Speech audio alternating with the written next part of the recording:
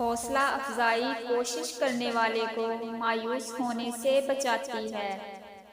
اگر تعلقات میں اچھائی کا بدلہ اچھائی سے ممکن نہ ہو تو پھر کچھ وقت کے لیے خاموشی اختیار کر لینی چاہیے۔ افسوس کی وجہ وہ کام ہے جو آپ کر سکتے تھے مگر نہیں کیا۔ روٹی پیٹ کی اور علم عقل کی بھوک کو مٹاتا ہے۔ مشکل میں پھنسے ہوئے شخص کی مدد کرنا اس کا حق ہے اور آپ کا فرض۔ زندگی کے سفر میں سوچ کا فرق انسانوں کو ایک دوسرے سے ممتاز کرتا ہے۔ نامکمل معلومات کی بنیاد پر جو بھی رائے قائم کی جائے گی وہ ناقص ہوگی۔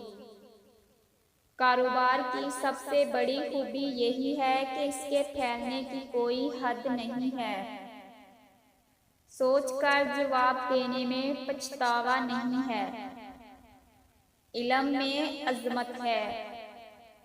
باتوں کو سمجھنے میں وقت لگتا ہے، اسی لیے اپنے آپ کو یہ وقت ضرور دیا کریں۔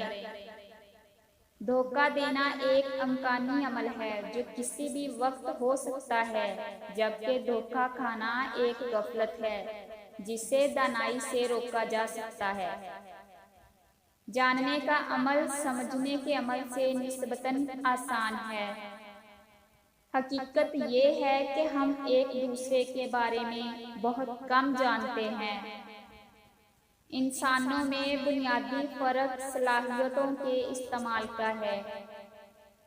عمل تبلیغ کا سب سے مؤثر ذریعہ ہے۔ استاد کو عزت علم دینے کے بدلے میں ملتی ہے۔